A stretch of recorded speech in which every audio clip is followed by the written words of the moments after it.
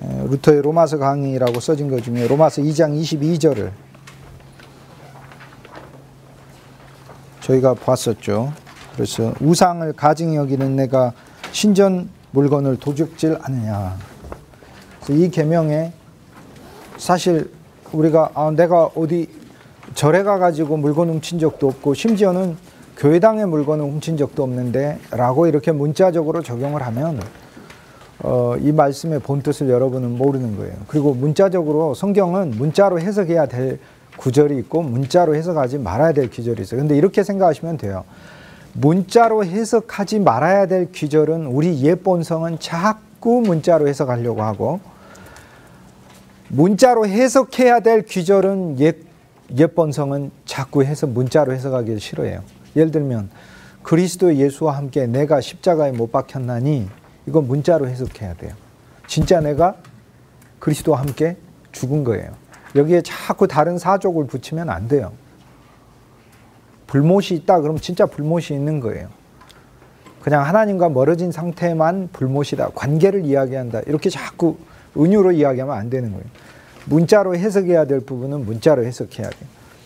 영어로 해석해야 될 부분은 영어로 사실 해석해야 돼요. 하나님이 지으신 짐승 중에 뱀이 가장 간교하더라. 그 뱀은 사탄을 나타내는 또 다른 은유적 표현이에요. 만약에 문자적으로 해석하면 우리는 모두 땅꾼이 되어야 돼요. 지금 수업 끝나면 뒷동산에 가가지고 모두 뱀을 잡아야 돼요. 진짜로. 계시록에 보면은 하늘의 별의 3분의 1을 땅에다 던지더라 이렇게 돼 있어요. 하늘의 우주의 별이 1000억 개 곱하기 1000억 개가 별의 숫자잖아요. 그럼 1000억 개 곱하기 1000억 개의 별의 3분의 1 정도 되는 거를 지구에다가 던진다는 게 말이 되는 얘기입니까? 태양 하나만 던져도 그러니까 그 문자로 해석할 수 있어요. 하늘의 별의 3분의 1이다. 하늘의 별은 하나님의 사자들이잖아요. 또 그리스도 예수의 진리고, 거의 3분의 1이나 되는 거라는 거는 하나님의 진리의 한 축이 무너져 버린 거예요. 땅에 던져졌다. 멸시되고 무시되고 사람들에 의해 밟혀지게 되었다. 그걸 얘기하는 거죠. 그러니까 일어날 수 없는, 문자로 보면 일어날 수가 없어요. 그러니까 어떤 말씀은 영안에서 풀어야 되고 어떤 말씀은 또 문자로만 봐야 돼요. 그리스도 예수와 함께 우리가 죽었다는데 끝까지 그 말씀을 바울의 고백 정도로만 생각을 해요. 안 그래요. 우린 진짜 그리스도 예수와 함께 죽었어요. 그게 예수님이 일으키신 사건이에요. 얼마나 놀랍고 감사합니까? 진짜 예수님과 함께 죽었다는데. 오늘 나눠드린 거를 한번 보도록 하겠습니다. 오늘 나눠드린 거 첫 번째 페이지는 영어로 되어 있는데 그건 제가 로마서 3장 할 때 제가 보도록 하고, 두 번째, 세 번째, 네 번째 페이지만 좀 몇 개 읽도록 하겠어요. 여기에 루터의 신학을 우리가 이제 십자가의 신학이라고 부르는데 그것이 무엇을 뜻하는가라는 거에 대해 루터가 전반부에서 잘 설명합니다. 로마서 3장에 이제 평강의 길을 알지 못하였고, 이렇게 자, 로마서 3장에 보면은 이제 우리가 옛 본성 아래서 이방인이든지 아니면 하나님의 율법을 알아 외면적 유대인이 되든지 다 우리에게는 자기 죄를 쫓고 살든 자기 의의를 쫓고 살든 다 평강이 없는 거예요. 그래서 모든 사람이 죄를 범하였음에 하나님의 영광에 이르지 못하죠. 의의는 없고 하나도 없죠. 그거를 이제 바울이 설명하면서 평강의 길을 알지 못한다 이렇게 하면, 평강의 길이 무엇인가? 이게 이제 루터의 주석입니다. 왜 우리 인간들이 평강의 길을 알지 못했는가? 그 길이 숨겨져 있기 때문이고, 평화가, 즉 평강이 많은 고난을 통해서만 드러나는 영안에서의 평화이기 때문이다. 영안에서의 평화가 진짜 평화예요. 그리스도인이 외적인 것과 명성과 명예와 육체에 있어 박해를 받고 그의 전생에 있어서 평화가 아니라 십자가와 고난을 자신의 것으로 가지는 것을 보아야 한다면, 이것이 진짜 사실 진리인데 누가 이것을 평화의 길이라고 사실 여길까요? 아무도 평화의 길이라고 안 여기겠죠. 쉽게 얘기해서 우리가 외적으로는 고난이 있고 어려움이 있고 박해가 있고, 또 외적으로 명예와 명성과 육체 이런 것들을 쫓지를 않고 오히려 그런 것들로부터 우리가 멀어지고 거절당했을 때 이것이 어떻게 진짜 평화이겠는가? 그런데 이것이 평화의 길이죠. 왜냐? 평화는 육체 안에서의 평화가 진짜 평화가 아니라 영 안에서의 평화가 진짜 평화예요. 그러면 그리스도인들의 문제는 무엇입니까? 가로친 거예요. 루터가 말하는 게 저들은 자신들의 의를 통해 육체 안에서의, 육체라는 우리 존재를 다 가리킨다는 말입니다. 내 명예 아래서, 내 지위 아래서, 내 재물 안에서, 내 가정 안에서, 내 이 존재 자체 안에서, 거기에서만 평화를 찾으려고 하는데 이러면 둘 다 잃어버린다. 우리가 진정 찾아야 될 것은 환경과 상관없이 내 안에 거하시는 그리스도 예수의 평화이다라는 거죠. 그리스도 예수의 평화. 이 평화가 이제 샬롬인데 우리가 이제 세 개를 말을 할 수 있습니다. 세 개를 말할 수 있어요. 제일 첫 번째, 이제 우리가 흔히 이야기하는 이 평화는 인간이 만들 수 있는 평화가 아니고 그리스도 예수가 평화 자체이죠. 그러니까 그리스도 예수를 소유할 때 우리 속에는 참 평화가 와요. 근데 그리스도 예수를 율법으로 소유하면 평화가 안 와요. 심판이 왔기 때문에 두려움이 있고 무서움이 있는 거죠. 그리스도 예수를 은혜로 소유할 때 평화가 오는 거죠. 그러니까 평화란 그리스도 예수를 은혜로 소유할 때 평화가 오는데 이게 이제 헬라어 단어 에이레네, 이건 샬롬을 의미하는 거죠. 샬롬. 정확하게 샬롬과 같은 말이에요. 이 평화는 그냥 오는 게 아니라 대가를 치르고 오는 평화예요. 성경에 많은 평화는 이것은 대가를 치르고 오는 평화를 가. 샬롬이란 말 자체에 대가를 치르고 내가 얻는 평화를 가리켜. 그러니까 내가 얻는 평화는 그리스도 예수가 십자가에서 대가를 치렀고 그래서 얻어지는 객관적 평화, 그 다음 주관적 평화는 나 역시 그리스도의 십자가의 고난에 합하여 내 육체로는 고난을 당하나, 육체가 고난 당하는 게 그러면 뭐예요? 육체에 해당되는 건 우리 전부라고 빌립보서 3장에서 얘기했잖아요. 육체로 자랑하는 자가 많으니 나도 육체로 자랑할 것을 얘기를 하자면 나는 이스라엘 사람이 히브리인 중에 히브리인이요, 나는 이스라엘 말도 할 줄 알고 이스라엘 피를 가지고 있을 뿐만 아니라 우리 양부모도 다 히브리인이고 히브리 문화에서 자랐고 어려서부터 율법에 흠이 없고 온갖 좋은 문화에서 교육을 다 받았고, 그게 육체예요. 그게. 그러니까 우리가 하나님의 일을 할 때 육체를 많이 자랑하고 싶은 생각들이 납니다. 내 배경은 이렇고, 내 신앙 연조는 이렇고, 내 교육 정도는 이렇고, 내 학력은 이렇고, 내 실력은 이렇고. 그러나 인간의 지혜가 결코 사람을 변화시키지 못한다는 사실 우리가 깨달으면 내 육체가 십자가에서 처리되는 거. 구약으로 하자면 요단을 건너야 돼. 우리 홍해에서 한번 죽었는데 요단을 또다시 건너면서, 우리 육체가 요단을 또다시 건너면서 그리스도 안에서 또 한 번 처리돼요. 주님, 내가 가진 말과 지혜와 힘과 능력은 사실 진실로 사람을 변화시킬 수 없으니 그리스도가 역사해 주기를 늘 구하는 마음. 강단에 섰을 때도, 한 문장을 전하더라도, 심지어는 내가 누구를 위해 기도할 때라도, 그것이 바로 우리 마음이 낮아져 있는 거죠. 그러니까 이 평화라는 것은 그리스도 예수, 그분이 평화이신데 그리스도 예수가 우리에게 주셔야만 얻는 평화이죠. 루터가 말하는 이 평화라는 것은 영 안에서의 평화다. 그 환경은 어떤 거예요? 환경은 수많은 고난이 있죠. 어려움이 있죠. 그런데 그리스도인의 문제는 루터가 뭐라고 이야기하냐면 환경에서의 평화만 얻으려고 한다 이 말이에요. 영 안에서의 평화를 얻으려고 하지 않고 환경에서의 평화만 얻으려고 하면 둘 다 놓친다. 그러나 영 안에서의 평화를 누리면 환경이 어떠하든 환경을 주목하지 말고, 나한테 질병이 있죠? 질병을 주목하지 말아야 해요. 그리스도를 주목해야 하는 거죠. 나한테 어떤 실패가 있죠? 실패를 주목하지 말아야죠. 그리스도를 주목해야죠. 나한테 모든 사람이 문제가 있지 문제 없는 사람이 어디 있습니까? 단 한 사람도 온 우주에 정상인은 없어요. 진실로 없어요. 정상인이 없어요. 바울이 선을 행하는 자가 없다 그럴 때 진실로 없어요. 그러니까 나 자신에 대한 신뢰를 더 이상 갖지 아니하고 하나님이 내게 놓으시는 모든 환경 속에 내가 그리스도 예수의 평화, 그 평화 영 안에서, 내 영 안에서의 주님과의 평화를 누릴 때 우리는 환경에게까지 평화를 확장시켜 주시는 것을 우리는 체험하게 되는 거죠. 왜냐하면 이제 로마서에서는 전반부에 우리의 많은 문제들이 로마서 12장 이후에 형제를 사랑하고 마음을 낮추고 하는 그런 문제들을 바로 율법으로 적용해서 내가 바로 하려고 하는데, 실은 1장에서 12장까지 우리에게 바울을 통해서 그리스도께서 가르쳐주는 그 철저한 인식이 있어야 우리는 누구이고 그리스도는 누구인가에 대한 철저한 인식의 신앙의 각 단계의 과정을 거쳐야 우리는 진실로 내 자신을 내어놓는 사랑을 할 수 있다. 그게 로마서가 말하고자 하는 바이죠. 그러므로 우리가 누리는 이 평화는 단순히 환경이 안정되기만 바라는 평화가 아니라 영 안에서 그리스도 예수 안에서의 평화, 그 평화를 늘 누릴 때 그것이 그리스도인 참 평화다. 그럼 환경은 어떻습니까? 고난도 오고 박해도 오고 어려움도 오고 당연히 오는 것이다. 그런데 그 안에서 평화라는 건 객관적 실제로 가는 거예요. 그러니까 우리는 고난이 온다 그러면 평화가 없다 생각하지만 고난과 관계없이 늘 내 영은 평안한 거죠. 우린 찬송을 사실 늘 부르면서도 실제 이 체험 아래 있지를 않죠. 내 영혼 평안해, 평안해, 평안해.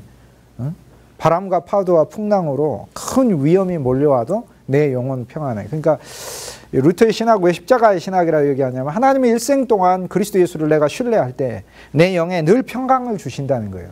그러나 내 삶은 환경, 상황, 내 자체의 문제, 내게 있는 육체의 문제, 인간관계의 문제 모든 걸 통해서 이 평화를 깨뜨리려고 하는 사탄으로부터도 오고 하나님이 날 단련시키기 위한 하나님의 목적 아래서도 오고 그러한 모든 것들이 내게 온다는 거죠. 그래서 이제 이 첫 번째 평화, 성경에 말하는 에이레네, 이 샬롬이라는 건 하나님이 우리에게 주시는 평화이죠. 그런데 이 그 평화는 대가를 지불하고 얻는 평화입니다. 대가를 지불하는 거. 이 평화는 그리스도 예수가 먼저 십자가에서 대가를 지불을 했고 우리 역시 우리 자신을 주님과 합하여 우리 육체 자체의 대가를 지불할 때 이 평화는 오게 돼 있죠.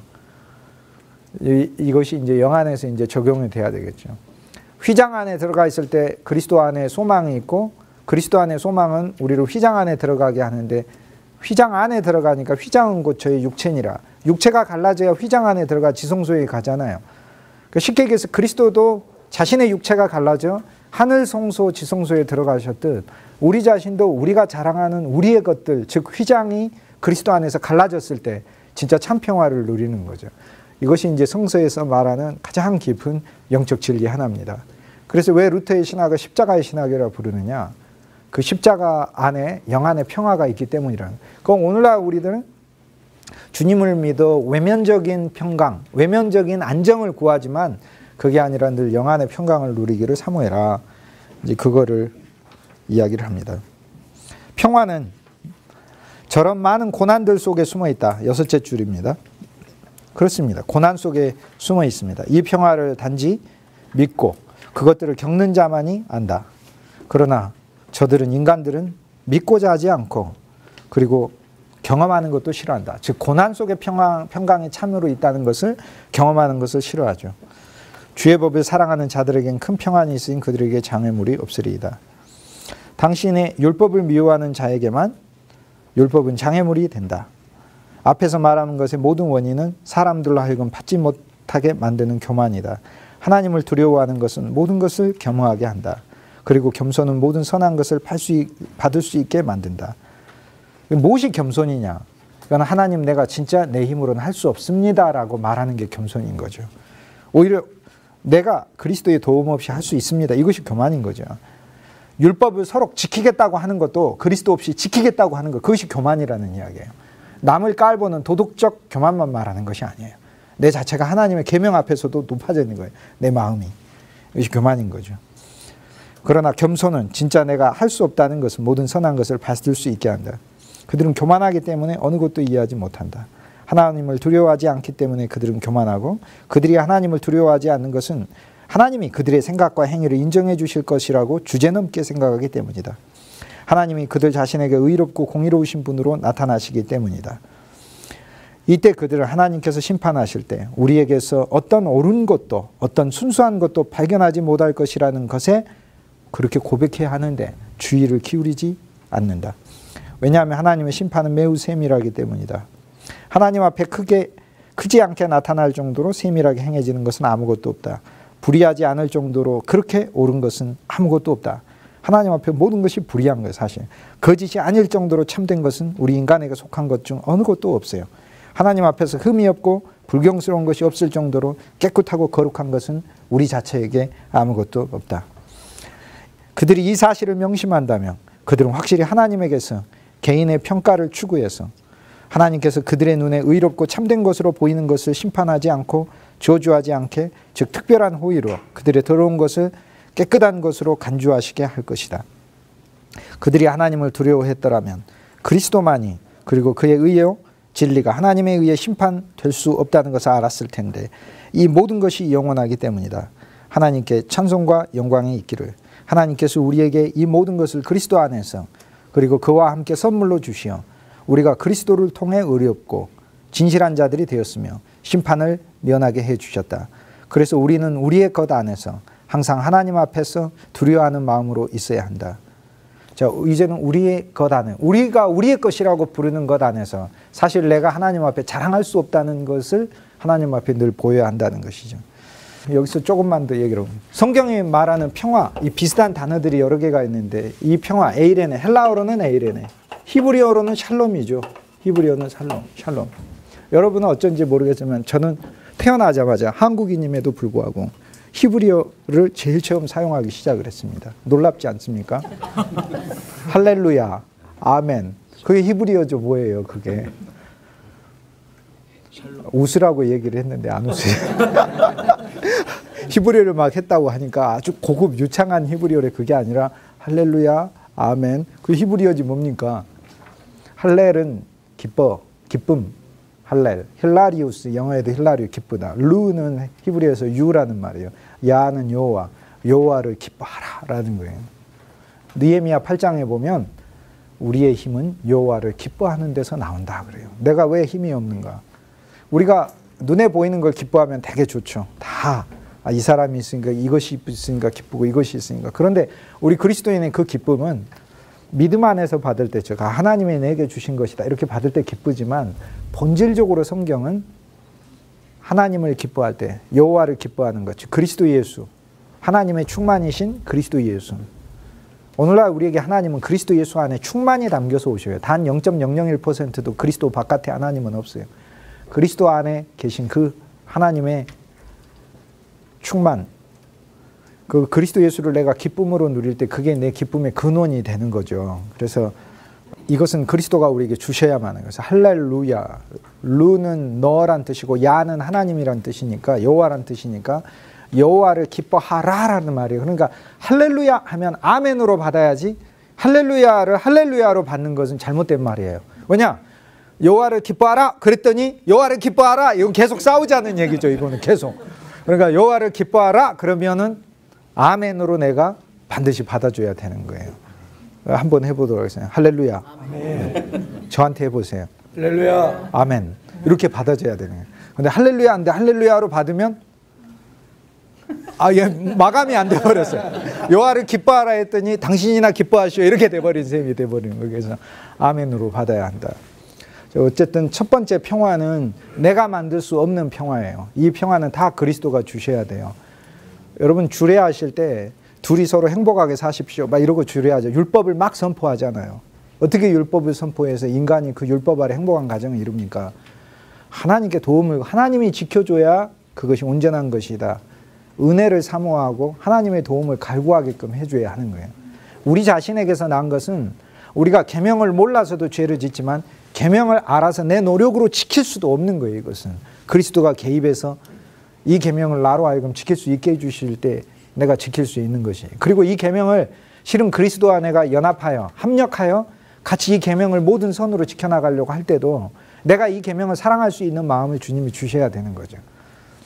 어쨌든 성경에 말하는 첫 번째 평화, 이것은 내가 스스로 만들 수 없는 것이고 그리스도 자체가 평화이고 그리스도 자체가 내게 선물해 주셔야만 이 평화가 있는 거예요. 그런데 이것은 그럼 우리 차원에서 어떻게 이 평화를 체험합니까? 로마서에서 한 15번 이상 20번 가까이 여기다라는 말이 나와요. 여기라고. 먼저는 여기라고요. 그리스도가 내 평화라고 여기라고요. 그 여김을 통해 믿음이 낳고 믿음을 통해 평화라는 체험이 오는 거예요. 그러니까 여기시면 돼요. 왜냐하면 그리스도는 살아계시니까. 그래서 이제 두 번째 성경이 말하는 평화 말고 두 번째 말은 화목이라는 단어가 있어요. 이건 조금 다른 말이에요. 이건 완전히 힐라스몬이라는 단어예요. 이건 전혀 또 다른 단어. 아까 할렐루야의 할랄이란 말과 어근이 같아요. 힐라스몬. 이 에이레네는 그리스도가 우리에게 주시는 평화예요. 그리스도 자체인 거예요. 그리스도의 속성이 평강이니까. 평강의 왕이시라 마음대로 줄 수 있어요. 그래서 그리스도 그분 자체가 우리 안에 평화로 오시는 것. 이 두 번째는 힐라스몬이 헬라어 단어로. 힐라스몬. 이 힐라스모는, 이 화목은 뭘 이야기하냐면 그리스도 예수가 제물이 되신 것을 말을 하죠.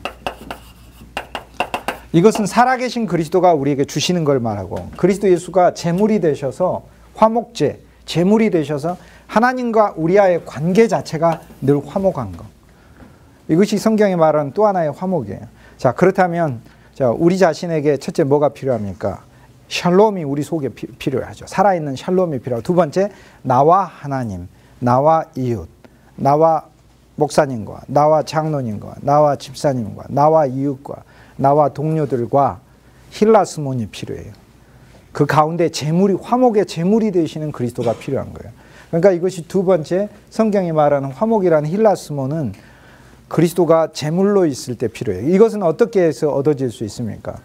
그리스도가 제물이 되는데 내가 그 제물에 손을 얹어 그리스도와 내가 같이 화목의 제물이라는 사실을 교회 안에서 봐야 되고, 가정 안에서 봐야 되고, 직장 안에서 봐야 되겠죠.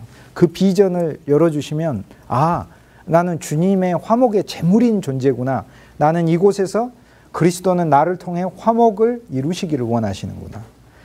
그러니까 샬롬은 우리 모두에게 주는 대가를 치르고 오신 그리스도 예수께서 주시는 그분 자체를 가리키고, 힐라스모는 예수님 자체가 화목의 제물이 되셔서 관계 속에서 이루어지는 것을 말해요.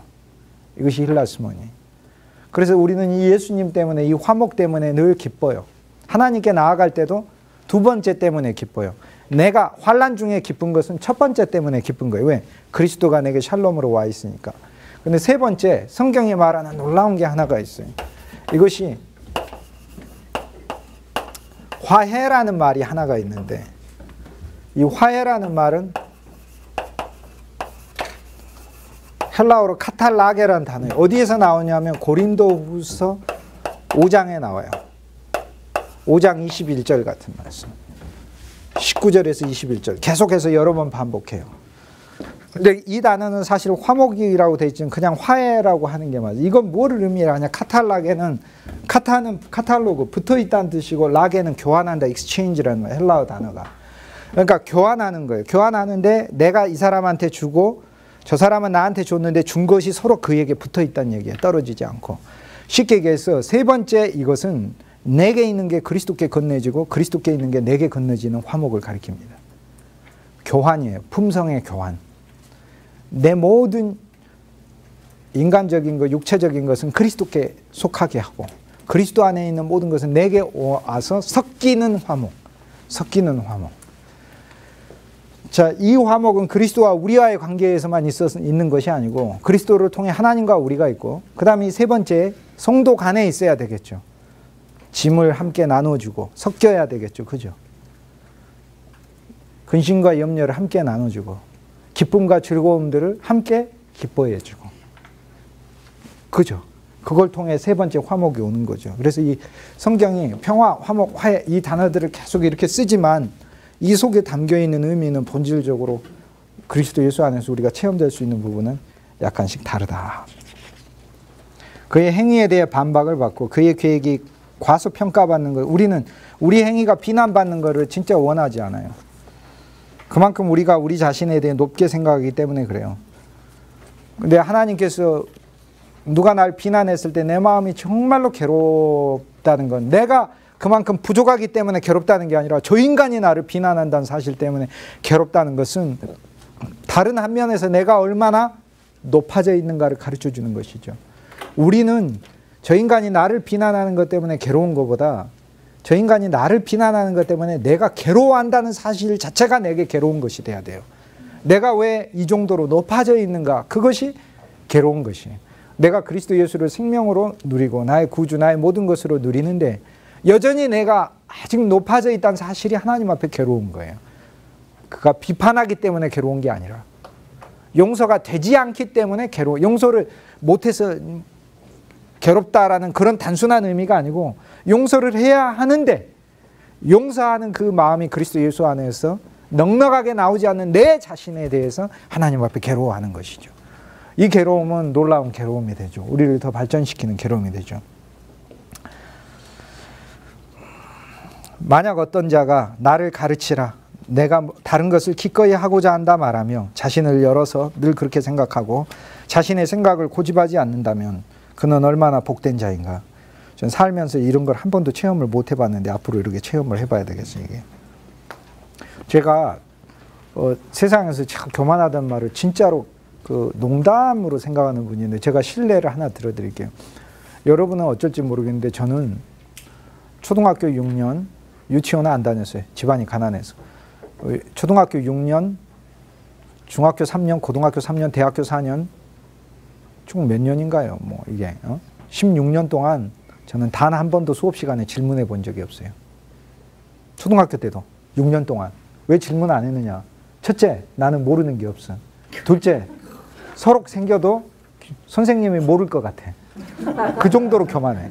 세 번째, 내가 모른다는 사실을 사람들한테 가르쳐주고 싶지를 않아. 네 번째, 나 혼자서 스스로 알아낼 수 있어. 얼마나 교만함이고. 교만을 자랑할 정도로 교만하거든. 그 정도로 교만의 죄의 심각성을 모른다는 사람.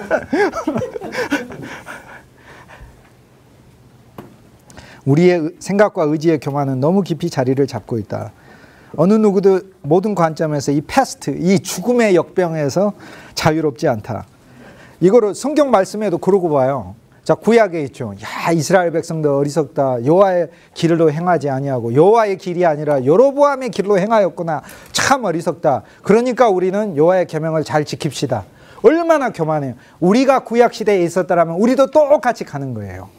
서로 이걸 알았다 하더라도 가는 거예요. 우리는 무엇이 필요한가? 이들은 하나님의 계명을 따르지 못했으니까 우리는 하나님의 계명을 따르자. 우리의 노력과 의지로 따르자가 아니라 이건 그건 교만한 거죠. 왜? 내 노력과 의지로 하나님의 계명을 이룰 수 있다고 생각하니까. 그것이 교만인 거죠. 그래서 구약의 모든 말씀을 읽을 때마다 우리는 우리 심령을 야, 이들은 못 지켰네. 나는 지킬 수 있다. 나는 지켜야지. 굉장히 거룩해 보이잖아요. 우리가 이런 마음을 가집시다. 그런데 그게 아니라 구약의 본질은 우리 죄를 드러내게 하려 함이라. 율법은 우리의 죄를 드러. 그러니까 구약의 그 모든 이스라엘의 실패는 주님, 나도 똑같은 상황입니다를 고백해야 하게 만드는 말씀입니다. 주님, 나는 똑같은 상황. 내가 서로 안다 할지라도 나는 힘이 없습니다. 내 육신이 연약하여. 내게 그리스도의 은혜가 더 넘치게 해주십시오. 그래서 이 모든 율법의 계명들은 율법과 내가 지키는 이 율법의 행위 아래서는 구원이 없어요. 율법과 나의 행위가 아니라 그리스도 예수가 내게 생명으로 오시고 그리스도 예수가 내게 영으로 오시고 그리스도 예수가 이 율법의 계명을 내 심령에 써주시고 이 율법의 계명이 살아있는 계명이 되게 하고 이 계명을 내가 심지어 사랑할 수 있게 만들고 내 마음도 새로 만들어주시고 이 계명을 지킬 수 있도록 내 육체와 내 몸에도 생명을 불어넣어 주시고 그리고 그분과 함께 지킬 때 그리고 그분이 이미 이루셨고 이루신 분이 내게 와서 나를 격려하시고 위로하시면서 나의 연약함을 이해하시면서 나와 함께 다시 이 길을 가자라고 말씀하시는 그분의 따뜻한 음성 가운데 나는 지킬 수 있는 거지. 그러니까 모든 말씀들을 이렇게 볼 때 얼마나 높아져 있는지 몰라요. 우리의 마음이. 하만이 모르드게를 보고 왜 나한테 인사 안 하지 하고 그러면 이 하만이 정말 나쁜 그 하만이 자기 자신이라는 생각은 절대 안 든 거죠. 우리는 언제나 내가 에스더 하고 싶거나 모르드게 하고 싶지 하만이 내 자신이라는 사실은 성경에서 별로 보고 싶지 않은 거예요. 그러면 하만이 이렇게 마음이 높아졌구나. 그러면 나는 마음을 높이지 않아야지라는 내 결심으로 어떻게 그 계명을 이룹니까? 이건 예수 그리스도가 내 안에서 그분이 내 인격이 돼주실 때만 그리스도의 인격에서 나오는 성품이 바로 하만과 정반대되는 낮고 온유하고 겸손한 마음, 그 마음은 그리스도에게서 나오시는 거니까. 그러니까 우리는 언제나 계명을 볼 때, 성경을 볼 때 율법으로 절대 읽지 마세요. 이 계명이 바로 내가 직접적으로 이룰 수 있는 것처럼 율법과 율법의 행위로는 구원이 없어요. 이 율법과 율법의 행위를 그리스도 예수가 오셔서 내 안에서 지켜주셔야만 그것이 가능해요. 그러므로 어떤 계명이든지 우리는 이 계명을 주님께 가져가야 돼요. 주님 사랑하기 원하고 진실로 사랑하라는 이 계명도 사랑하기를 원하고 내가 사랑할 수 없는 존재임을 더 회개시키시고 내게 사랑할 수 없게끔 만드는 장애되는 요소들을 주께서 더 불어주시옵소서. 이것이 그리스도인의 기도가 되는 거죠. 그럴 때 우리는 더 성숙한 기도로 나아가는 것이다. 이렇게 얘기할 수 있습니다. 로마서 1장은 구조가 그렇죠. 17절까지 그리스도 예수, 이거 복음이에요. 그런데 18절부터는 그리스도 예수 없는 우리는 온갖 삼중의 타락으로 하나님께서 넘겨버려서 온갖 추악한 죄인이다 하는 거예요. 그러면 여기에 우리가 하나님의 계명과 율법을 알면 어떻게 되는가? 자, 이제 하나님 계명을 알고 율법을 알았어요. 생각해 보세요. 아담과 하와가 선악을 알게 하는 나무를 먹으면 죽는다라는 그 계명이 주어지지 않았기 때문에 먹었나요? 아니에요. 주어졌어요. 주어졌음에도 불구하고 먹었어요. 그러니까 바울이 여기서 말하고자 하는 것은 인간이 하나님의 계명을 알아도 이 계명을 지킬 수 없다라고 얘기를 하는 거죠.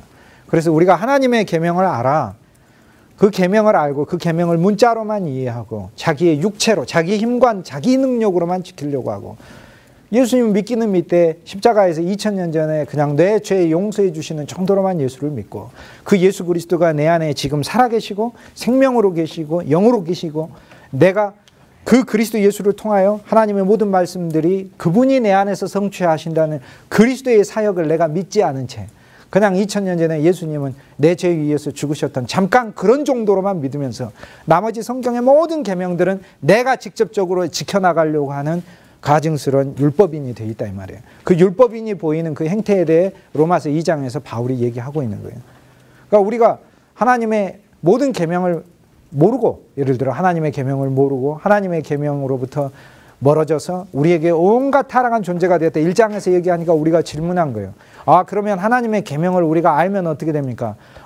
그 계명을 알아도 그 계명을 니들이 스스로 지키려고 하면 로마서 2장의 상태가 된다 하면서 20가지 상태를 얘기하는 거예요. 첫째, 여전히 아담 아래 있고, 그러면서 오히려 하나님의 계명을 알았으니까 더 판단하게 된다.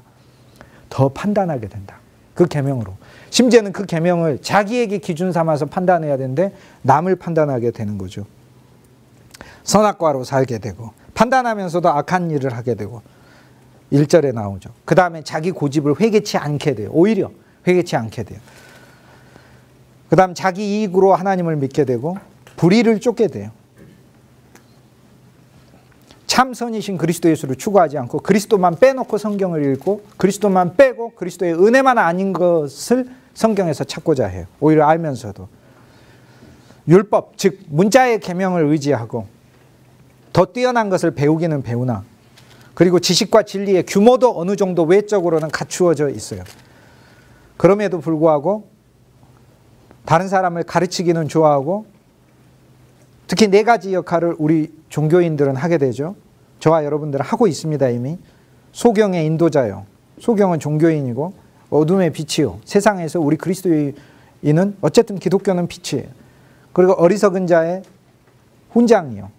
그리고 어리석은 자, 하나님이 없다는 자니까 그리스도를 거부하는 자의 훈장으로 있고, 어린아이의 선생이요. 19절에서 20절을 보면 어린아이, 초신자들의 선생으로. 그러나 다른 사람을 가르치기는 좋아하되 문자와 율법에는 자기 자신은 가르치지 않는다. 하나님의 계명 아래 내 자신은 두려고 하지를 않는다. 그 계명으로 내 자신을 더 가르치려고 하진 않는다. 그러면서 영적인 3가지 죄를 저지르게 되죠. 도적질하지 말라고 했는데 도적질하죠. 그리스도께 속한 진리를 그리스도께 돌리지를 않고 세상에 속한 진리인 것처럼, 세상 것인 것처럼 하나님의 말씀을 전부 다 바꿔버리죠. 아브라함과 이삭의 이야기가 어떻게 아브라함과 이삭만의 이야기입니까? 아브라함에게 약속하신 그 아들은 곧 그리스도 예수이니라. 갈라디아 3장 16절.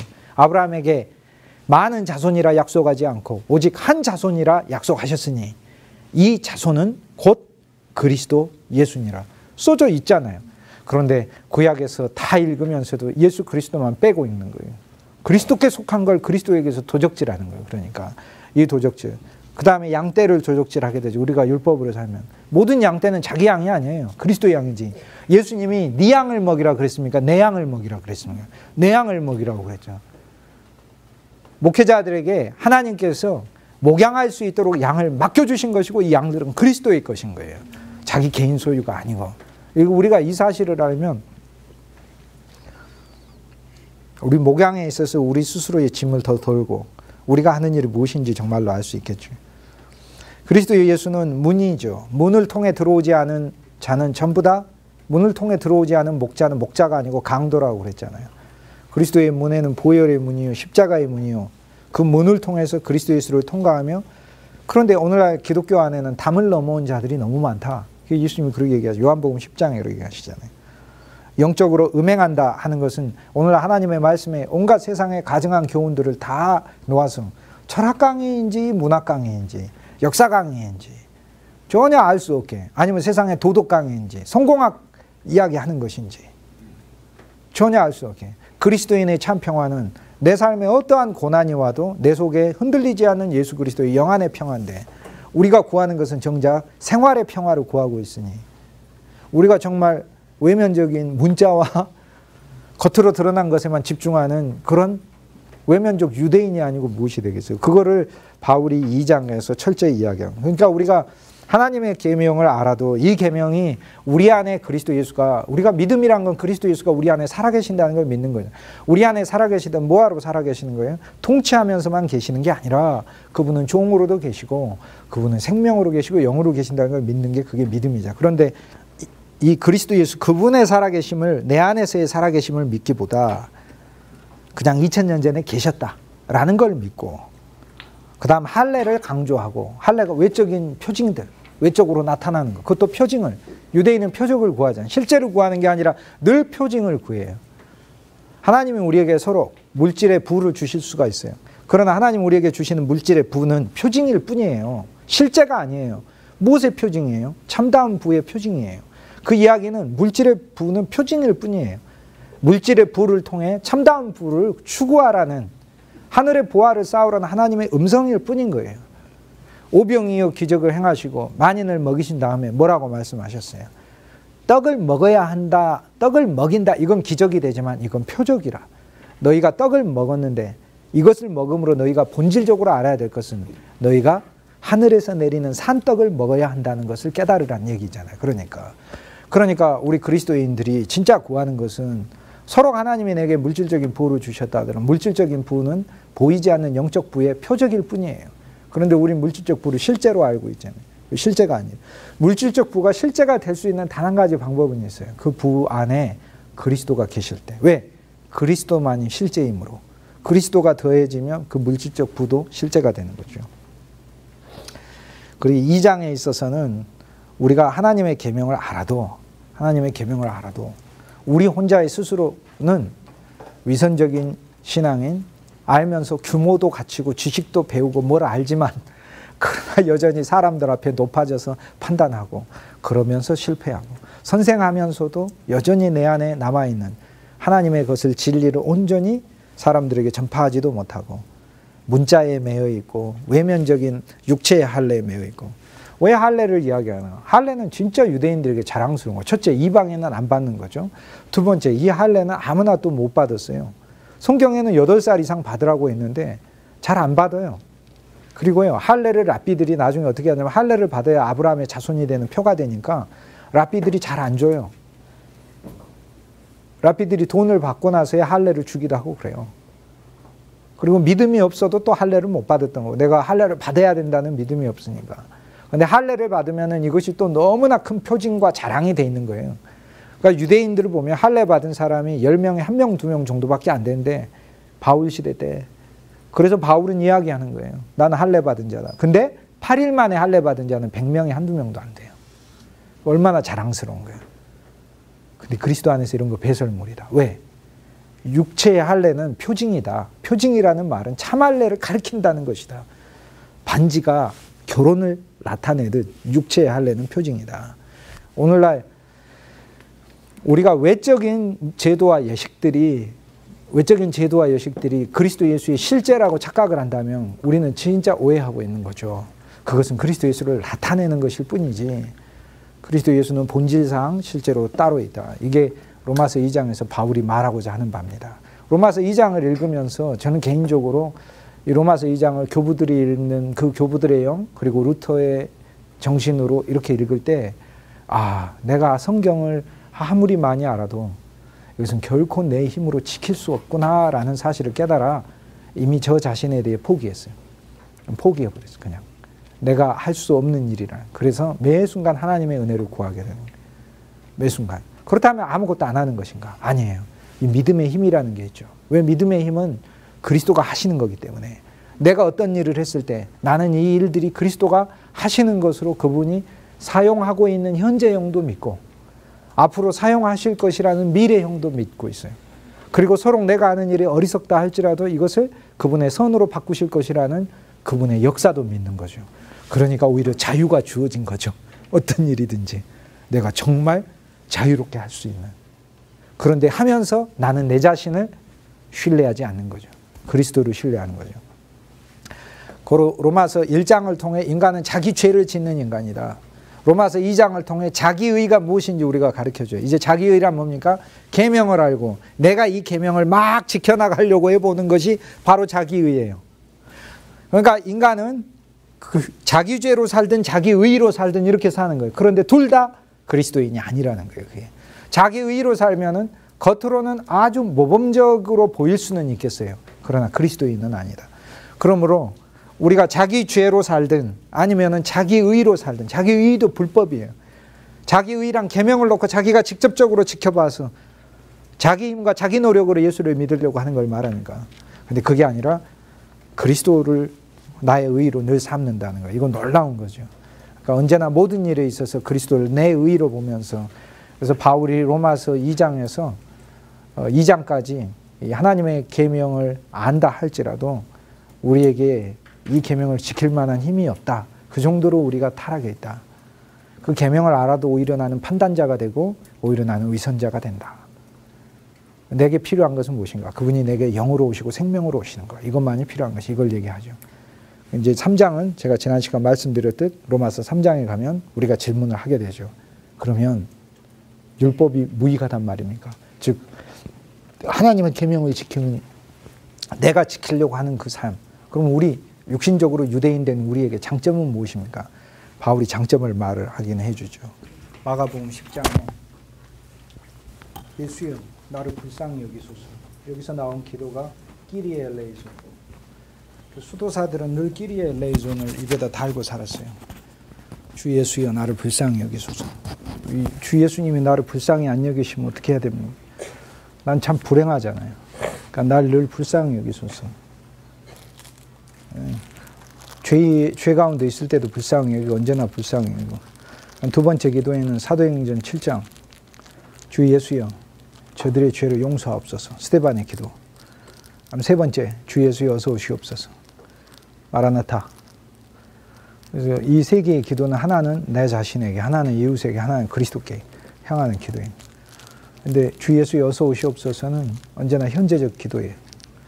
내 직장에도 오시고 내 가정에도 오시고 지금 내 상태에도 오시고 내 영 안에 가장 깊숙이 계신데 내 마음에도 오셔야 돼요. 영 안에만 계시면 안 돼요. 이제 그런 게 있어요. 조금 있다가 읽겠지만 그리스도 예수를 우리가 인식 못하는 이유로 루터는 이렇게 설명해요. 이제 세 번째 페이지에 그게 나와요. 그리스도는 우리 속에 종으로 너무도 작게 계신다. 그래서 우리가 그분을 이해하지 못한다. 만약에 놀이터에서 떠드는 아이 같고 밖에서 공사하는 망치 소리 같다면 우리가 그리스도 예수를 쉽게 들을 텐데 그러나 그리스도 예수는 너무도 온유하시고 인자하셔서 우리 속에서 종으로 계신다. 그래서 우리가 인식하지 못한다. 이렇게 얘기합니다. 몇 가지 동전을 제가 한번 살펴보도록 하겠습니다. 지금 보고 계시는 것은 로마 시대 때 데나리온이에요. 데나리온은 이미 바꿔요. 데나리온은 은하입니다. 은하고 하루 일당이라고 제가 말씀드렸어요. 근데 이 데나리온은 예수님 탄생 이전 데나리온이에요. 그러니까 2100년 됐어요. 2100년 됐는데 지금은 이제 매스미디어가 뭐 키면은 나오지만 2000년 전에는 소식이라는 것은 뭐 상이나 그림을 통해 가지고 하지만 상이나 그림은 석상이나 그림 같은 건 옮겨 다니지는 못하죠. 한 군데 서 있으면 내가 거기 가야 보는 거죠. 개선문을 짓고 승리했다는 것을 개선문을 통해서 알 수 있지만 개선문이 있는데 가야 내가 보는 거지. 로마 제국 시골에서 어떻게 봐요? 그런데 동전은 세계를 떠돌거든요. 그래서 동전을 통해서 로마 제국은 정치적 사건들을 알리고 그러죠. 근데 2100년 전에 로마 제국의 집정관을 뽑는 집정관, 지그시로 하자면 대통령 선거가 장면이 나와 있는 데나리온 주화입니다. 그래서 앞면에는 이제 그 로마의 집정관의 이제 모습이 있고, 뒷면에는 많이 흐려져 있지만 여기 보면 여기 앉아 있는 사람은 표를 받아서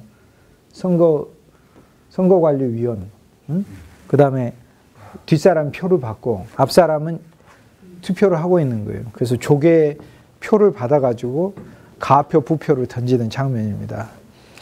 지난주에 대통령 선거가 있고 또 새로운 대통령께서 나셔서 제가 특별하게 이 귀한 데나리온을 민주주의의 증거가 되는 이 데나리온을 여러분과 함께 보려고. 이게 데나리온이에요. 이게 데나리온. 이 데나리온이 제가 지금 현재 30개 가지고 있는데 30데나리온이 있어요. 제가 200데나리온을 모으면은 5,000명을 먹일 수가 있어요. 200데나리온. 그렇잖아. 200데나리온이 있으면 5,000명 먹인다고 했잖아요. 저 같은 사람이 그때 한 15명만 있었으면 다 먹였을 텐데. 근데 네. 여자예요, 남자예요? 남자입니다. 남자인데 옛날에는 다 옷이 치마였죠. 다 제사장 옷도 치마잖아요, 이렇게. 예. 치마 입고 예배 드리세요. 그 성경적이에요. 그게 세마포 입고 예배 드리세요. 5,000명을 먹이려면 영적 데나리온을 많이 거두세요. 영적 데나리온. 매일매일 일용할 양식의 데나리온 하루 나는 매일 영적 데나리온을 벌어야 돼요. 매일 그리스도의 말씀에 매일 내게 영적 데나리온이 있어야 돼요.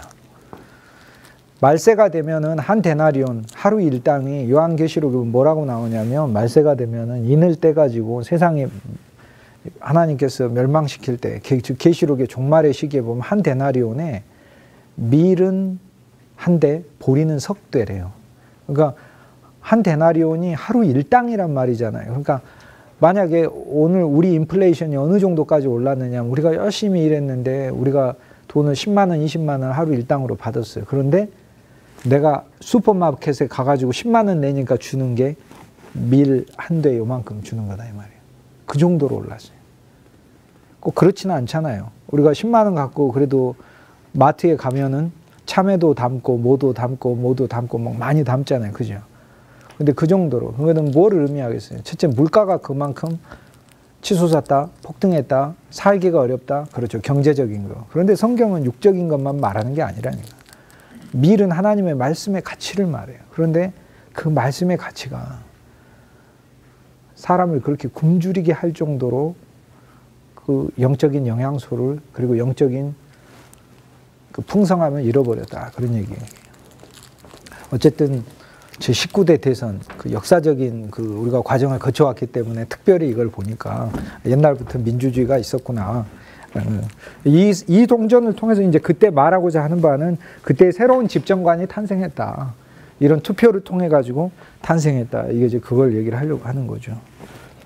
이 그림은 그림 자체는 1700년대 그림인데 원래 이제 우리 로마서 하잖아요. 로마서는 로마인이 로마 제국을 세웠잖아요. 로마 도시에 있는 사람들이 오늘 이탈리아의 수도 로마라는 그 로마 도시가 원래 작은 도시 국가가 예수님 시대 직전에 세계적인 제국이 됐잖아요.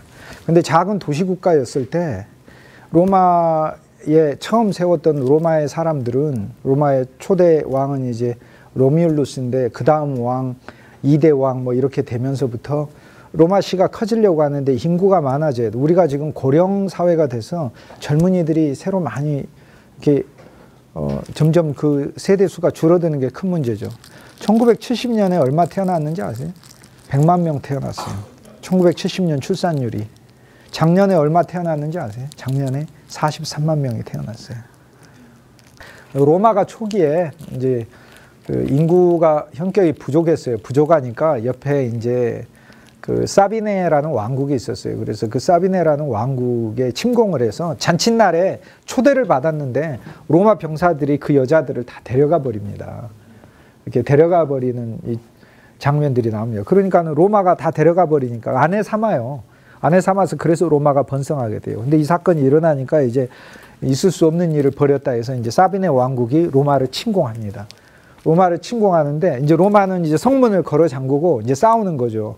그리고 이 자기가 이제 훔쳐온 여인들을 이미 아내 삼았으니까 절대 못 준다 이러면서 이렇게 있게 되죠. 그런데 그때 이제 로마에 있는 한 여인이 이 타르페이아라는 여인이 이 로마 성문을 몰래 열어줘요. 이 로마 여인인데, 로마 여인이 열어줘. 이 여인은 사비네 출신 여인도 아닌데, 그러니까 반역자죠. 근데 열어준 이유는 뭐냐?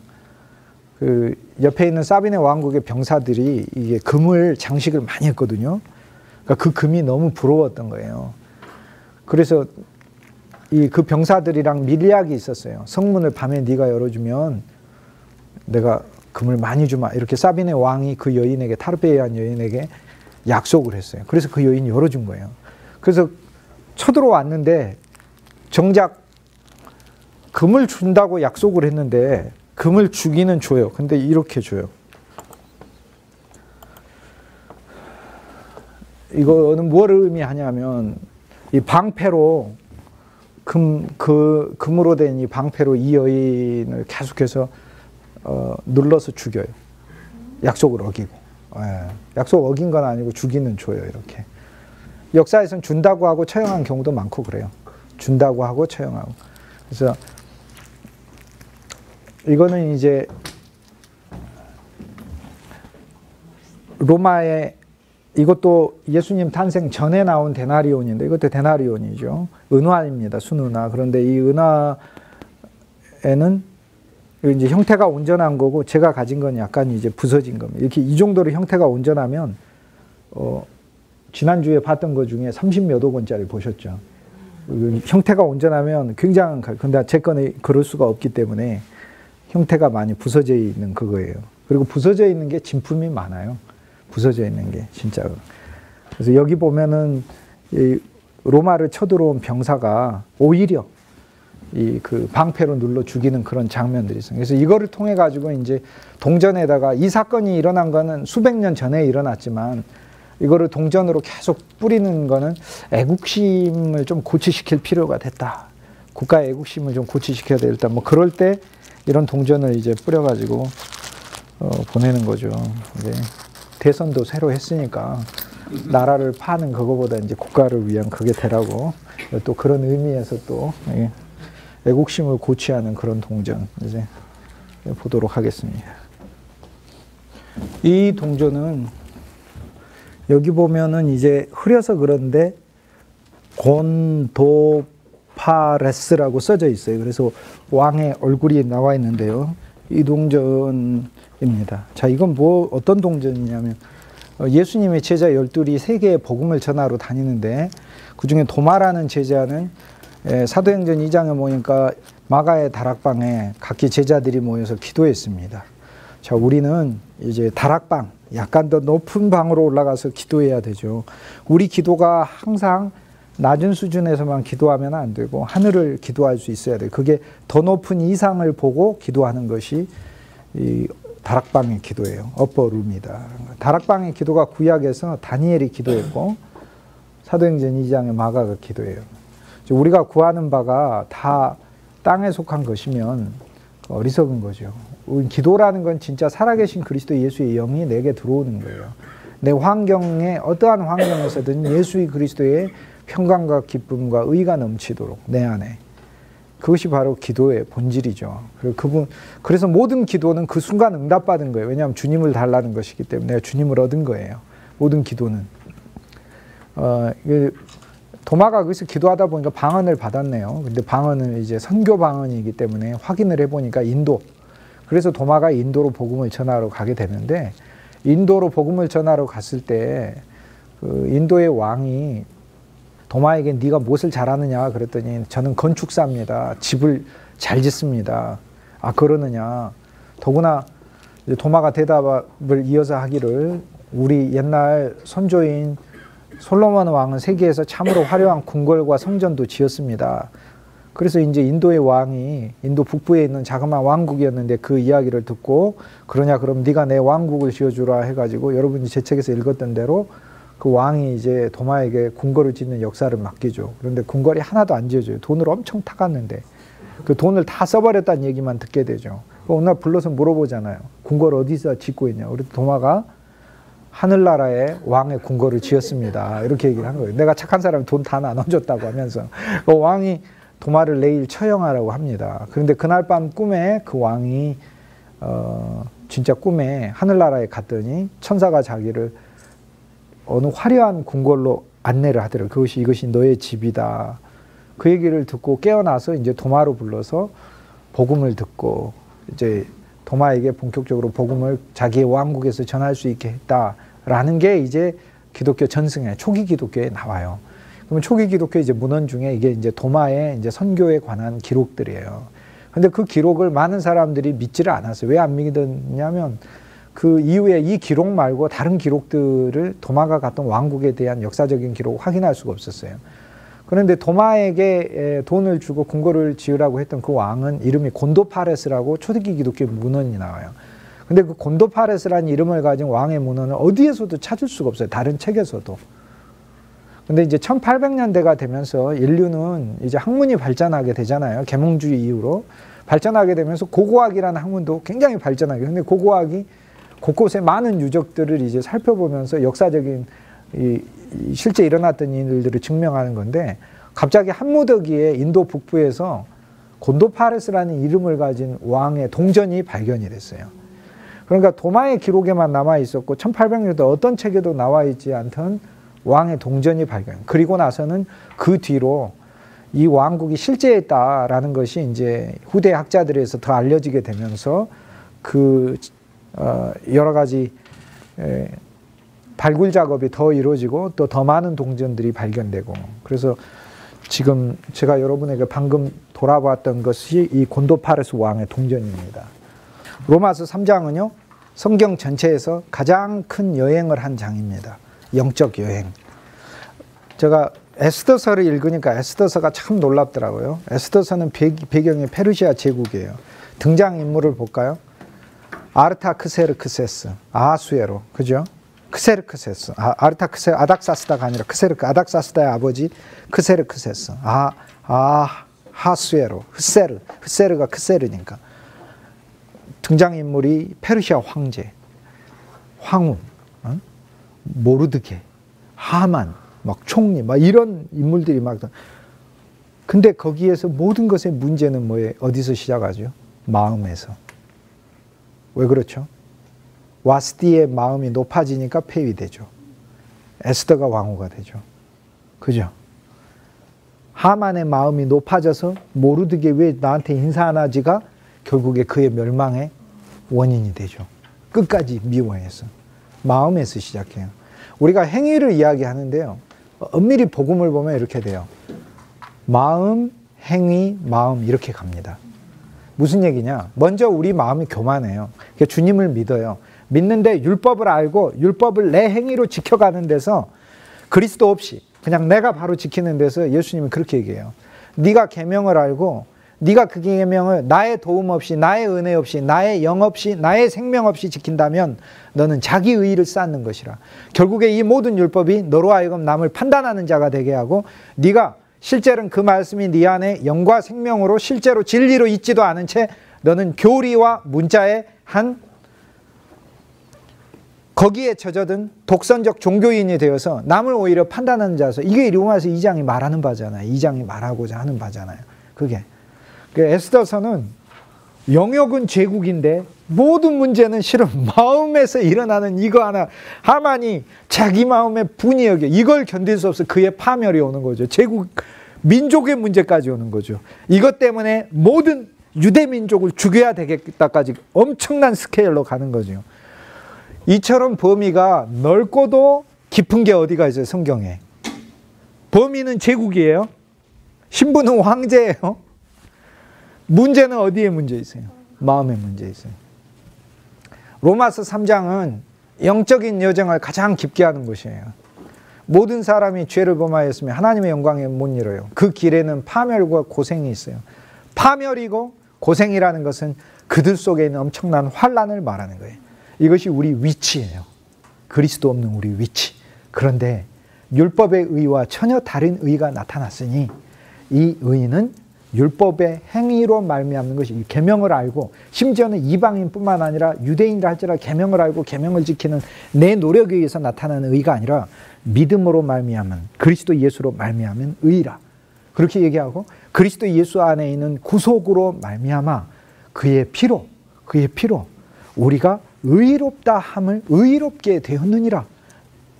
24장 그렇게 24절 그렇게 얘기한 다음에 그 다음 어떻게 하는 이 그리스도 예수를 우리말 성경에 화목 제물로 삼았으니 틀린 단어예요. 틀린 번역이에요. 힐라스테리온. 언약궤의 속죄소를 가리키는 말이에요. 시은좌. 힐라스테리온이란 말은 이 그리스도를 시은좌로 삼았으니 그리스도가 지성소 안에 있는 언약궤 뚜껑 시은자가 되어 우리를 위한 시은자가 되어 우리가 그리스도 예수 안에서 하나님 아버지의 엄청난 평강과 영광을 누려요. 자, 그러니까 로마서 3장에서는 어떻게 시작을 하나요? 인간이 파멸의 인간이에요. 인간의 장소는 하나님의 지성소에서 가장 먼 지옥이에요. 그런데 그리스도 예수 안에서 그는 어디까지 들어가는 거예요? 지성소. 그룹의 천사들이 있어서 하나님의 보좌라고 일컬어지는 하나님의 품 안까지 들어가는 거예요. 그게 로마서 3장이에요. 그게 그리스도 예수 안에서 순식간에 일어나는 거예요. 이 놀라운 여정, 영적인 여행이 로마서 3장에서 일어나요. 그래서 저는 로마서 3장을 흔히 이야기하면서 성경에서 가장 극적인 여행을 하는 장이다. 가장 극적인 여행을 하는 장이죠. 바벨론에서 예루살렘으로 바로 와버린 장이죠. 바벨론에서 예루살렘으로 바로 온 것, 그 귀환이 구약에서는 율법의 길이라 힘든 길인데 신약에서는 그리스도가 이루시는 길이라 믿음 안에서 이미 이루어진 길이에요. 그러므로 오늘 나의 환경이 어떠하든지 우리는 지성소를 누려야 돼요. 그 지성소는 어떤 것이 세상에 안 보이잖아요. 다 덮여서 네 겹으로. 그러나 그리스도만 보는 곳이잖아요. 우리가 그 믿음으로 내게 주어진 모든 일들을 보면 진짜로 모든 일들은 주님이 하시고 너무 편하고 감사한 것이죠. 그런데 이 반대 여행이 스가랴에 나오기는 해요. 반대 여행이 어떻게 나오죠? 예루살렘에서 거꾸로 바벨론으로 보내버린 게 나오네요. 이 여인은 음행한 여인이라 에바라는 큰 뒤주에다가 넣어가지고 신할 땅으로 보내버려라. 바벨론으로. 순식간에 거기서도 여행이 나와요. 예루살렘에서 거꾸로 바벨론으로 여행이 나와요. 왜? 너는 거기 속한 존재 아니냐. 자, 이것이 바로 구약이고 첫 언약이에요. 우리는 구약의 하나님 먼저 만나야 돼요. 만나지 않으면 안 돼요. 그게 구약을 주시니. 구약은 구약이란 뜻이 아니에요. 옛 약속이란 말이 아니에요. 첫 언약이란 말이에요. 우린 첫 언약으로 그리스도 예수를 먼저 만나야 돼요. 첫 언약은 어떤 언약이에요? 계명을 주시고 우리를 심판하시는 언약이에요. 그리고 우리에게 아무 소망이 없다는 것을 깨닫게 하시는 언약이에요. 그러므로 구약, 즉 첫 언약이 없으면 우린 그리스도의 복음을 못 만나는. 첫 언약을 만나고 신약, 새로운 언약, 그리스도 안에서의 둘째 언약을 만나는 거예요. 그러니까 나의 의가 아니라 믿음의 의예요. 그래서 우리가 오늘날 구약이라고 이야기를 할 때도 우리가 알고 있는 그 구약이라는 그 개념의 옛 약속이란 뜻이 아니에요. 첫 약속이란 말이에요. 우리는 그리스도 예수를 먼저 첫 약속으로 만나야 돼요. 심판의 그리스도를 만나서 로마서 6장에 바울이 얘기하잖아요. 너희 옛사람이 그리스도 예수와 함께 죽은 것을 알지 못하느냐. 그리스도 예수가 죽었어요. 첫 약속으로 만나야 돼요. 그분은 내 의가 되기 전에 그분은 내 심판으로 먼저 만나야 돼요. 이것이 첫 약속이에요. 그분이 내 심판으로 만날 때 심지어는 구약 안에서 내가 범죄하여 실패하였다는 나의 실패만 보는 것이 아니라 내 노력으로는 하나님의 계명을 지킬 수 없다는 내 자체의 노력의 한계도 보는 거예요.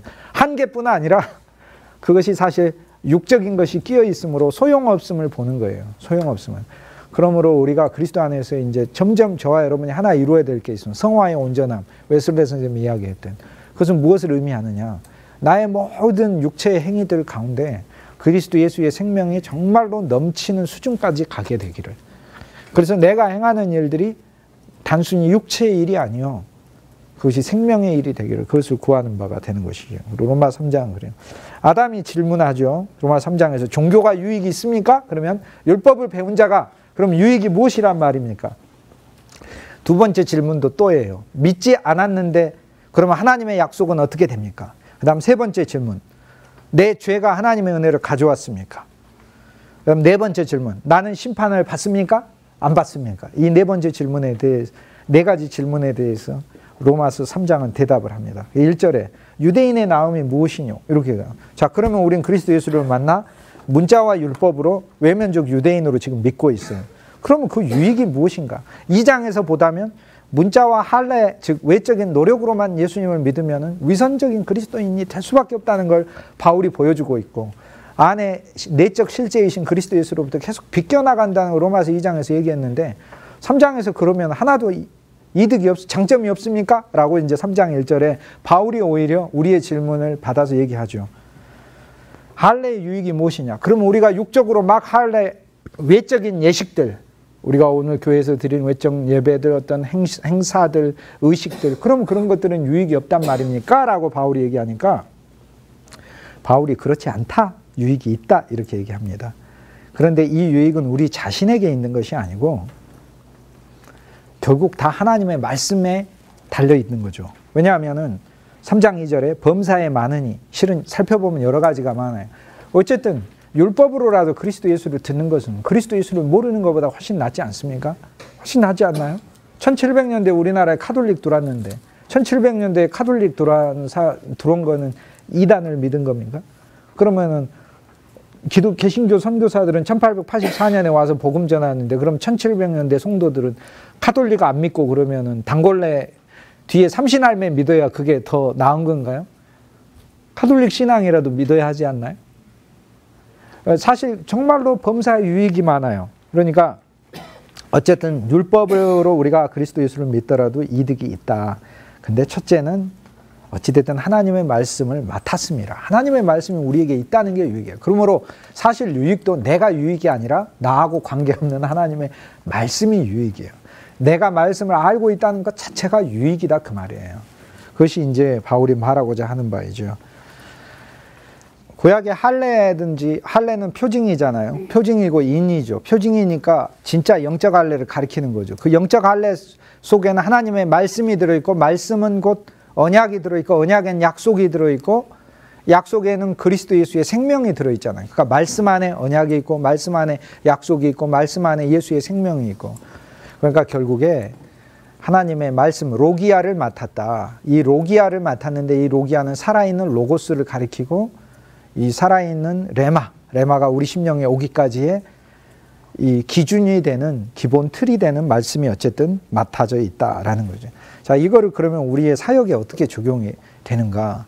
이제 교부들과 종교개혁자들은 모든 거를 사역에, 우리 신앙과 삶에 적용하는 거예요. 그럼 무슨 얘기인가? 저와 여러분은 한 면에서 율법을 우리는 가르칩니다. 그렇죠? 주일학교 설교도 사실상 율법 설교를 많이 하죠. 이래야 한다, 이러지 말아야 된다. 그런데 우리가 하나 알아야 될 게 있어요. 로마서 3장을 통해서 우리가 기뻐해야 될 하나의 요소가 있어요. 어찌됐든 하나님의 말씀이 나와 아이들에게 나눠지고 있다는 사실만으로도 나는 먼저 기뻐해야 돼요. 그거라는 거예요. 우리는 거기서 이제 하나 더 나가서 이 율법을 아이들이 배워야 돼요. 배우고 먼저는 자기 힘으로 지키려는 삶 가운데서 살아가야 돼요. 이것이 바로 그들 가운데 가나안족이 번성하는 거예요. 먼저는. 그것이 없으면 짐승이 번성한다 해서 사탄에게 먹힌 사람이 돼버리니까. 어쨌든 저는 율법 아래서 자라왔지만 그 율법 아래서 보호를 받았었어요. 어느 정도. 우리 엄마 술 마시면 안 된다 해서 안 마셨으니까. 계속 마시면 타락했었을 테니까. 율법 아래 보호를 받은 거예요. 그런데 신앙은 술 안 마시는 것 이상의 문제잖아요.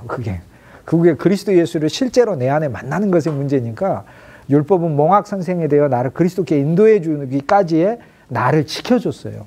그러므로 저들이 하나님의 말씀을 맡았습니다. 그러므로 우리는 우리가 하나님의 말씀을 맡았다는 사실만으로도 우리는 유익인 거예요.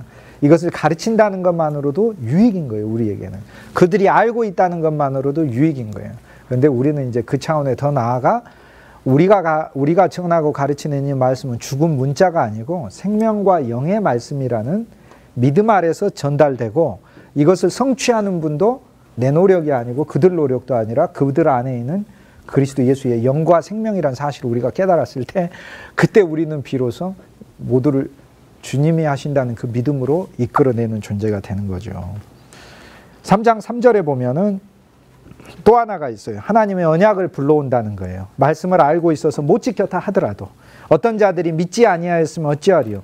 안 믿었어요. 유대인들이 믿으라고 했는데 극히 소수만 믿었고, 근데 어떻게 됐어요? 그러니까 하나님께서 멸망시켜 버려서, 없어져 버려서 아니다. 멸망시키지 않고 그 남은 자를 통해서도 이어가셨다. 근데 남은 자만 돌아온 게 아니에요. 남은 자를 통해 안 믿었던 자들까지도 유익을 거둔 거예요. 왜? 남은 자가 예루살렘 성을 세웠고 예루살렘 이스라엘을 세웠기 때문에 그 남은 자에 속하지 않은 신앙인들이라 할지라도 예루살렘 성전과 예루살렘 성과 성벽과 이스라엘 국가 다시 세워진 것을 통해 유익을 얻었다 이 말이에요. 그러니까 3장 3절에 보면 어떤 자들이 믿지 아니하였으면 어찌하리요. 그 믿지 아니하심이 하나님의 신실하심 미쁘심을 패하겠느냐.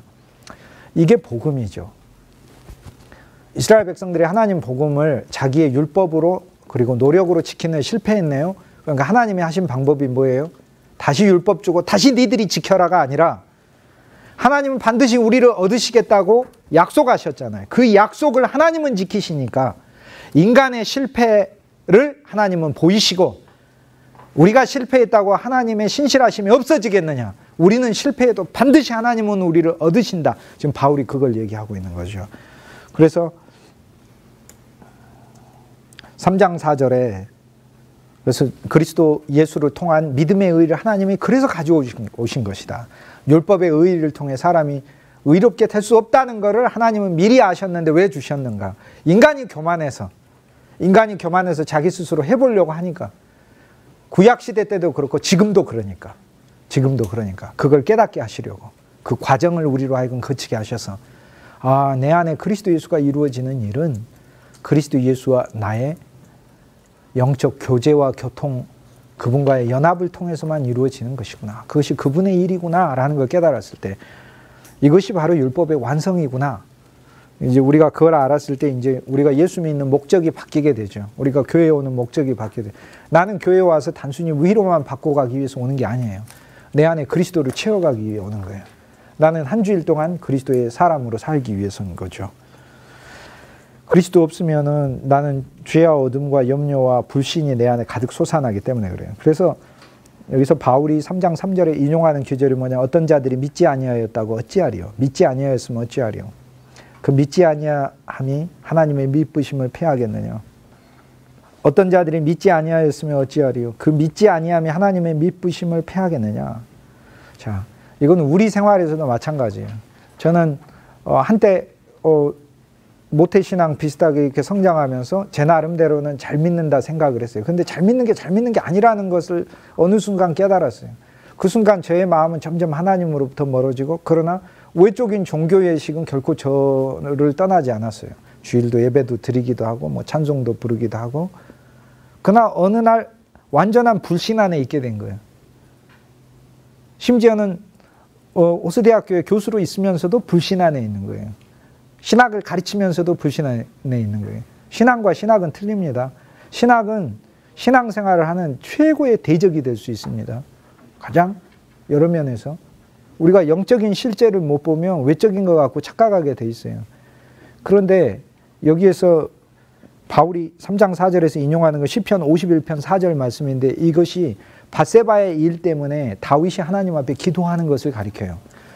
하나님 다윗에게 언약을 줬잖아요. 내가 영원한 왕국을 세우리라. 그런데 다윗이 뭐 했어요? 범죄해버렸잖아요. 그런데 범죄했다고 해서 하나님이 영원한 왕국을 세우시겠다는 하나님의 그 언약이 없어졌느냐라고 얘기를 하는 거예요.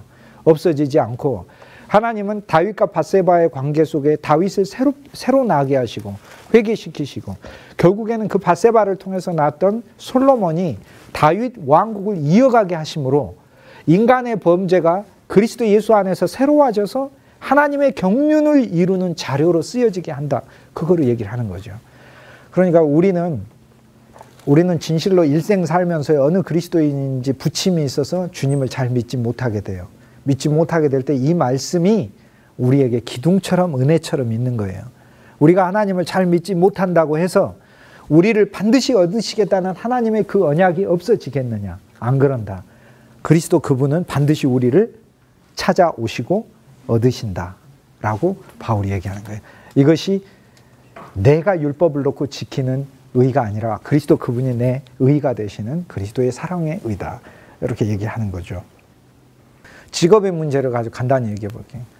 저는 예를 들어서 가르치는 선생의 직업이 있으니까 우리가 저뿐만 아니라 초등학교, 중학교, 고등학교 뭐 선생님이든 주위에 선생님들 친척도 많고 가족도 있고 그럴까. 여기 있는 우리 선생님도 저기 선생님이 있고 그러니까 여기도 있네, 여기 선생님이 있네. 참 예수 믿기 좋은 직업이에요. 첫째, 주일날 학교 안 하니까 주일 성수하기 좋죠. 주일 봉사하기 좋죠.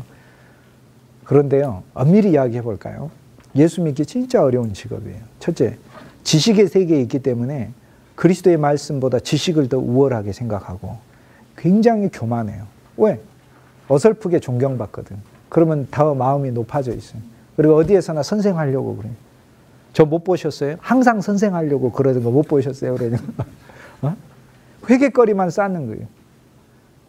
그러니 교만한 인간이, 천성적으로 교만한 인간이 교만해질 수 있는 직업을 택해버린 거예요.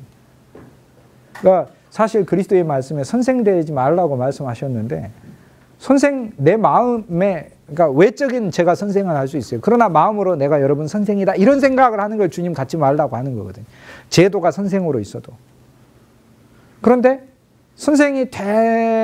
선생이다라는 마음을 오히려 더 갖게 만든다, 이 말이에요, 이 직업이. 선생이란 직업은 교수이든 교사이든 무엇이든 그리스도 안에서 우리를 굉장히 교만하게 만드는 직업, 예수 믿기 아주 힘든 직업이다, 이 말이에요. 어설프게 세상 지식을 알아서 그리스도의 지식이 첫째고 자기 지식이 둘째다, 이런 식으로 나오기가 아주 쉬운 사람이고요. 예수님의 진리도 생명과 영으로 이해하지 않고 실제로 이해하지 않고 지식으로 이해하기 아주 좋은 사람들이에요. 모든 직업은 외적인 것만 봐서는 안 돼요. 본질을 보면은 진짜 예수 믿기 어려운 거예요. 외적인 거 보면 주일 성수하기 쉽죠, 뭐 하죠. 그런데 이것이 생명으로 처리되면 정말 하나님을 섬길 수 있는 귀한 것이 되죠. 내가 아이들을 만나면서도 그 아이들에게 예수 그리스도의 사랑으로 대할 수 있는 기회가 되는 것이고, 그렇지 않아요? 봉사하고 섬기려면 얼마든지 그 기회를 이용할 수 있는 것이고. 장사하는 사람들이 예수 믿기 쉽습니까? 저 얼마나 어렵습니까? 뭐 주일 성수 못해서 어렵다는 그런 겁니까? 우리는 본질을 봐야 돼요. 이득을 놓고, 과도한 이득은 하나님 앞에 거짓이잖아요. 손해보고 팝니다. 거짓말을 할 수밖에 없게 되죠. 얼마나 예수 믿기 힘든 직업입니까? 장사가. 농사는 안 그렇습니까? 세상의 모든 직업들은요, 그리스도 없으면은 대적이에요. 그리스도의 대적이 돼요. 모든 직업은 본질이. 그런데 그리스도 안에서 예수의 생명 아래, 그 생명이 그 직업에 들어갔을 때 그 직업은 진짜 주님께 유용한 직업이 되죠. 나는 돈 벌기 위해 식당하는 게 아니고 많은 사람들에게 맛있는 음식을 주기 위해서, 그리고 그들을 섬기기 위해서 식당한다 그러면 난 더 이상 돈 버는 것이 내 직업이 아니게 되는 거죠. 돈은 주님이 주시든 말든 알아서 내게 허락하실 것이라는 그 믿음 아래서 하게 되면 이제 그 그리스도인은 진짜 그 믿음의 체험 아래 물질의 문제에서 건진받은 더 이상 애굽에 살지 않는 사람이 되는 거죠. 그럼 식당을 그만두는 게 아니에요. 그런 문제가 아니잖아요, 이제. 우리의 모든 직업은요. 대통령은 예수 믿기 좋겠습니까? 얼마나 교만해지기 쉬운 직업입니까? 얼마나 타락하기 쉬운 직업이고. 회사 사장은 어떻겠습니까? 판사는요. 맨날 판결하다 보면 판정의 전문가 돼가지고 비판하지 말라는 그리스도의 말씀에 최고 대적자 되기 제일 쉬운 직업이다. 그런데 예수 그리스도의 생명이 들어가서 살아있는 그 그리스도가 내 재판정이라는 사실을 알 때 오히려 그 사람은 자기가 일하는 그 자리가 그리스도의 향기와 빛을 내게 할 수 있는 자리가 되는. 그러니까 우리는 직업에 있어서 이것이 단순히 뭐 어떻게 시간을 많이 내냐 안 내냐, 돈을 많이 버냐 안 버냐, 이런 차원으로 예수 믿기 쉽다 어렵다 이런 차원을 보지 말고 본질을 봐야 돼요. 본질. 모든 직업은 그리스도 예수 없으면 정말 흉악한 직업이에요. 심리 상담하는 분들도 마찬가지예요. 그리스도 예수 빼버리면 어설프게 사람의 마음만 만지고 속만 뒤집어 놔버려서 속에 있는 끄집어내는 거 프로이드적으로 해가지고 다 집어만 내놓고 땡. 그리스도 예수의 생명으로 하다 보면 우리가 살면서 인간이 얼마나 많은 상처들을 받고 살아요. 그 상처들을 싸매주고 치료시켜주고 회복시켜주고 건져내주고 소망을 주고 용기를 주는 생명의 직업이 되는 거예요. 그러니까 자기의를 드러내는 사망의 직업이 되느냐, 그리스도 예수를 나타내는 생명의 직업이 되느냐, 다 마찬가지인 거예요. 모든 직업은 다 그래요. 그리스도 없으면 다 마찬가지인 거예요. 우리는 단순히 그러니까 외적으로 보는 것에서 이제 저 벗어나야 돼요. 본질을 볼 수 있어야 된다. 그런 얘기죠. 로마서 3장에 전반부에서 그럴 수 없느니라. 모든 사람은 거짓되되 하나님은 참되다. 우리는 약속을 어기죠. 그러나 하나님 참돼요. 저희가 그러니까 뭘 믿는 거예요? 내가 하나님을 죽기까지 믿겠습니다는 저 고백을 저는 안 믿어요. 저는 제 고백도 안 믿어요. 저는 제 믿음도 안 믿어요. 저는 제 안에 그리스도의 믿음을 믿지. 예수님은 저한테 믿음 두 개가 있어요.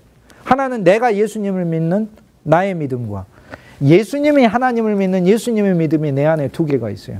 나의 믿음은 세상에서 제일 약한 믿음이고 예수님이 하나님을 믿는 예수님의 믿음은 온 우주에서 가장 완전한 믿음이었어요. 그리스도가 내 안에 오실 때 예수님 믿음을 갖고 오셨어요. 나는 이 두 믿음이 내 안에 있어요. 믿음에서 믿음으로라 말하면 나는 이 믿음에서 이 믿음으로고 이 믿음에서 이 믿음으로 아까 이야기한 세 번째 카탈라게 교환이 이루어져야 되는 거예요. 교환이. 이것이 바로 진짜 믿음이 되는 것이죠. 그러므로 사람은 거짓되되 나는 주님을 진실되게 믿겠습니다라고 아무리 해봐야 나는 계속 넘어지지만 하나님은 참되시다. 하나님은 참되시다는 얘기. 하나님이 지키신다는 얘기.